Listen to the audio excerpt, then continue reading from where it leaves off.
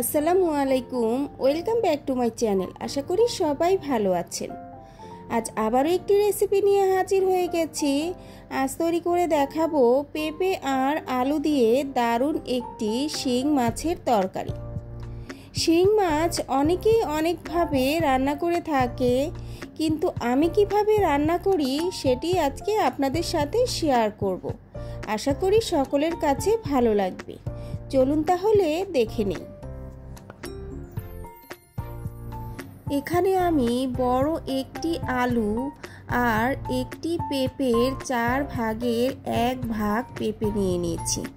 পেঁপে আর আলুটা আমি কিভাবে কেটেছি দেখে নিশ্চয়ই বুঝতে পারছেন। আরও লাগছে আমাদের শিং মাছ। এখানে আমি মাছগুলো ভালোভাবে ধুয়ে মাঝারি সাইজ করে কেটে নিয়েছি। মাছের টুকরোগুলো যার যার পছন্দ মতো ছোট বড় করে নিতে পারেন, কোনোই সমস্যা হবে না। এখন আমরা রান্নায় চলে যাব। চুলায় একটি ফ্রাই প্যান বসিয়ে দিয়েছি। দিয়ে দিব পরিমাণ মতো তেল। তেলটা গরম হয়ে এলে দিয়ে দিব পেঁয়াজ কুচি। এখানে আমি বড় বড় 2টি পেঁয়াজ কুচি করে কেটে নিয়েছি। পেঁয়াজগুলো এখন তেলের সাথে নেড়েচেড়ে হালকা করে ভেজে নিতে হবে। পেঁয়াজগুলো আমার ভাজা হয়ে গেছে। এখন এর মধ্যে দিয়ে দিব গুঁড়া মশলা। দিয়ে দিচ্ছি 1/2 চামচ হলুদ গুঁড়া, 1 চামচ মরিচ গুঁড়া, 1/2 চামচ ধনিয়ার গুঁড়া, 1/2 চামচ জিরার গুঁড়া, স্বাদ মতো লবণ। আরও দিয়ে দিচ্ছি 1 টেবিল চামচ উঁচু আদা রসুন বাটা। এখন মশলাগুলোতে অল্প অল্প পানি দিয়ে ভালোভাবে কষিয়ে নিতে হবে।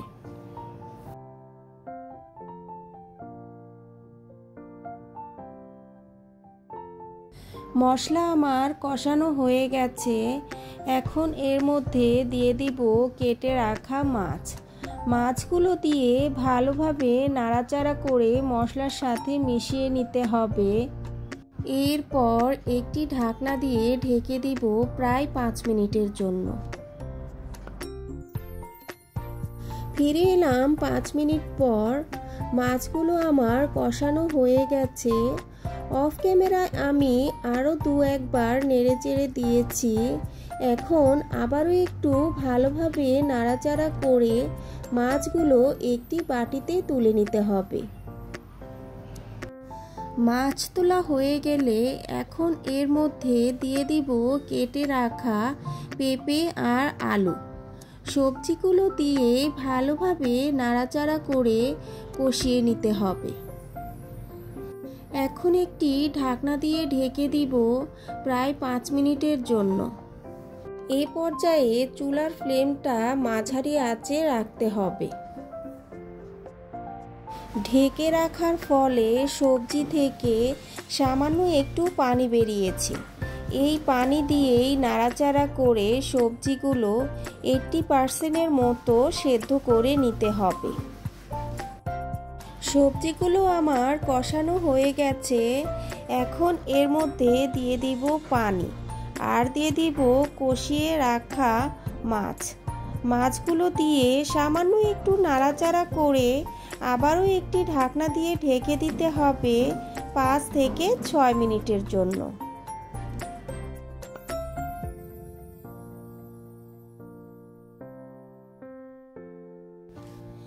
দেখুন কি সুন্দর কালার হয়েছে আর দেখতে কত সুন্দর লাগছে।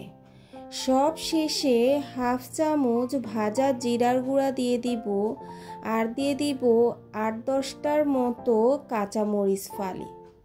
মরিচ ফালিটা যার যার পছন্দ মতো কম বেশি করে দিতে পারেন। আমি একটু মরিচের পরিমাণ বেশি দিয়ে দিয়েছি, কারণ খাওয়ার সময় কাঁচা মরিচের ঝাল আর ফ্লেভারটা আমার কাছে দারুণ লাগে। এখন আরও 2 মিনিটের মতো চুলায় রেখে এরপর চুলা থেকে নামিয়ে নিতে হবে।